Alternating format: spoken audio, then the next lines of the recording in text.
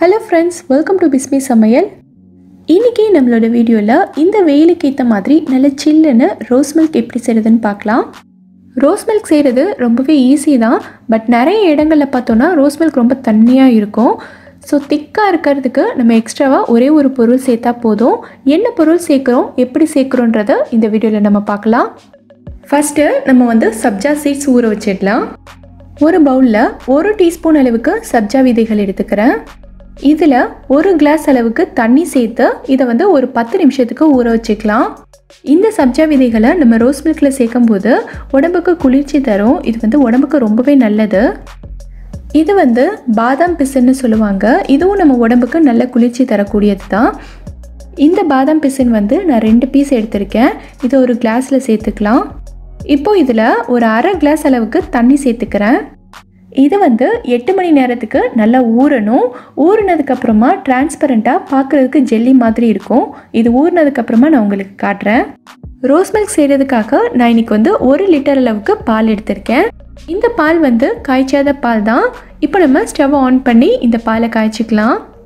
நான் இன்றைக்கி full fat milk தான் எடுத்திருக்கேன். ஃபுல் ஃபேட் மில்க் எடுத்தால் தான் நமக்கு பால் நல்ல திக்காகவும் க்ரீமியாகவும் இருக்கும்.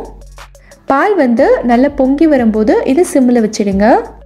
இங்கே நான் 20 பாதாமை 10 நிமிஷத்துக்கு கொதிக்கிற தண்ணியில் ஊற வச்சு அதோட தோல் எல்லாத்தையும் ரிமூவ் பண்ணிவிட்டு எடுத்திருக்கேன். இதை நம்ம இப்போது ஒரு சின்ன மிக்ஸி ஜாரில் சேர்த்துக்கலாம். இது கூடவே 2 டேபிள் ஸ்பூன் அளவுக்கு பால் சேர்த்துக்கிறேன். இந்த மாதிரி நல்ல ஃபைன் பேஸ்ட்டாக அரைச்சிக்கோங்க. இப்போ நான் இது கூட அரை கப் அளவுக்கு சுகர் சேர்த்துக்கிறேன். சுகர் சேர்த்துட்டு நல்லா கலந்து விட்டுக்கோங்க. இது நல்லா கரையட்டும். இப்போது நம்ம அரைச்சி வச்சுருந்த பாதாம் பேஸ்ட்டை இது கூட சேர்த்துக்கலாம். சேர்த்துட்டு நல்லா கலந்து விட்டுருங்க. இன்னும் ஒரு 5 நிமிஷத்துக்கு இந்த பால் சிம்மிலேயே வச்சு நல்லா கொதிக்க விடுங்க. இப்போ பார்த்திங்கன்னா நம்ம பால் இந்தளவுக்கு நல்லா வத்திடுச்சு. எவ்வளோ குறைஞ்சிருக்கு பாருங்கள். இப்போ பார்த்திங்கன்னா பால் இந்த அளவுக்கு குறைஞ்சிருக்கு. சைடில் இருக்கிறதெல்லாம் இந்த மாதிரி நல்லா எடுத்து விட்டு கலந்துக்கோங்க. அப்போ தான் ரோஸ் மில்க் ரொம்ப நல்லாயிருக்கும்.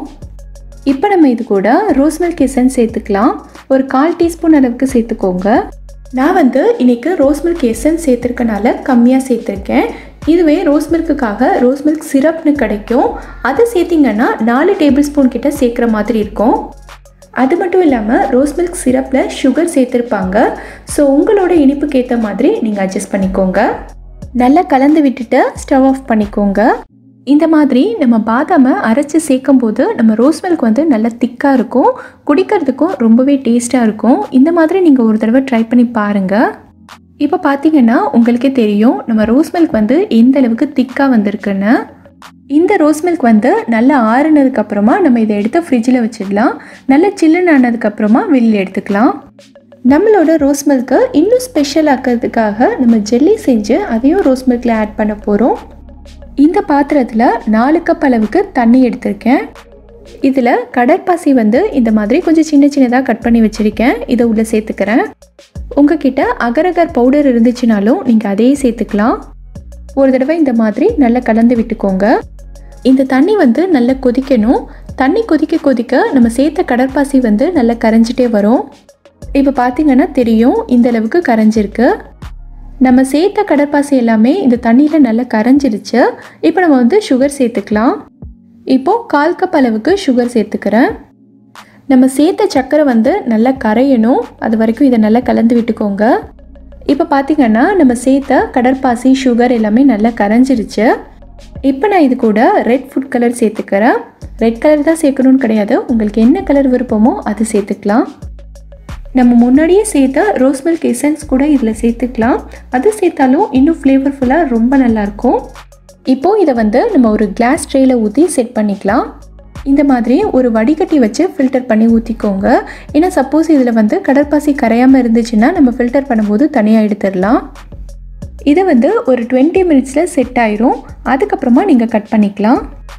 இப்போ பார்த்திங்கன்னா இந்தளவுக்கு நல்லா செட் ஆயிருச்சு. இதை நம்ம குட்டி குட்டி பீஸாக கட் பண்ணிக்கலாம். அவ்வளோதான், நம்ம ரோஸ் மில்கில் சேர்க்குறதுக்கு ஜெல்லியும் ரெடி ஆயிடுச்சு. இப்போ பார்த்திங்கன்னா நம்ம சப்ஜா விதைகளும் இந்த மாதிரி நல்லா ஊறி வந்துருச்சு. இது நான் முன்னாடியே சொல்லியிருந்த பாதாம் பிசின் ஊறினதுக்கப்புறமா இந்த மாதிரி தான் இருக்கும். நல்லா டிரான்ஸ்பரண்ட்டாக இருக்குது பாருங்கள். இது வந்து ரோஸ் மில்கில் மட்டும்தான் சேர்க்கணும்னு கிடையாது, எல்லா கூல்ட்ரிங்க்ஸ்லையுமே சேர்க்கலாம்.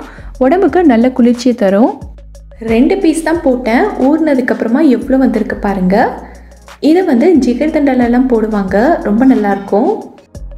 இந்த ரோஸ் மில்கை நான் ஃப்ரிட்ஜில் வச்சு நல்லா சில்லுன்னு ஆனதுக்கப்புறமா எடுத்திருக்கேன். இப்போ எல்லாமே நமக்கு ரெடியாக இருக்குது. நம்ம ரோஸ் மில்கை ஒரு சர்விங் கிளாஸில் ரெடி பண்ணிடலாம். இதை வந்து நம்ம 3 டைப்பாக சர்வ் பண்ணலாம். ஒரு கிளாஸில் 2 டேபிள் ஸ்பூன் அளவுக்கு சப்ஜா சீட்ஸ் சேர்த்துக்கிறேன். இது கூட நம்ம ரெடி பண்ணி வச்சுருந்த சில்லுன்னு இருக்க ரோஸ் மில்க் சேர்த்துக்கிறேன். அடுத்ததாக இன்னொரு கிளாஸில் 2 டேபிள் ஸ்பூன் அளவுக்கு நம்ம ஊற வச்சுருந்த பாதாம் பிசின் சேர்த்துக்கலாம். இப்போ இது கூட நம்ம ரெடி பண்ணி வச்சுருந்த சில்லுன்னு இருக்க ரோஸ் மில்க்கு சேர்த்துக்கலாம்.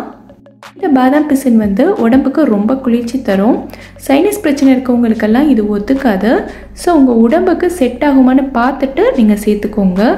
இல்லைனா நீங்கள் வந்து இதில் 1 டீஸ்பூன் சப்ஜா சீட்ஸ், 1 டீஸ்பூன் பாதாம் பிசின் இந்த மாதிரி கூட சேர்த்துட்டு அதில் ரோஸ் மில்க் சேர்த்துக்கலாம், அதுவும் நல்லாயிருக்கும். இப்போது இந்த கிளாஸில் வந்து நம்ம ஸ்பெஷல் ரோஸ் மில்க் ரெடி பண்ணலாம். இந்த கிளாஸில் நம்ம ரெடி பண்ணி வச்சுருந்த ஜெல்லி சேர்த்துக்கலாம்.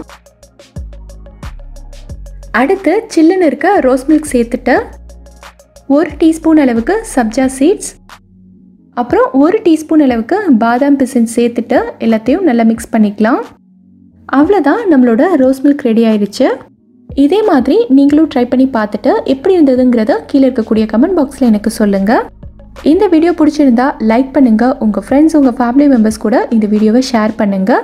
மறக்காமல் நம்ம பிஸ்மி சமையலுக்கு சப்ஸ்கிரைப் பண்ணிவிட்டு பக்கத்தில் இருக்கக்கூடிய பெல் ஐக்கானையும் கிளிக் பண்ணி அதில் ஆல்ங்கிற ஆப்ஷனையும் செலக்ட் பண்ணுங்கள். தேங்க்யூ.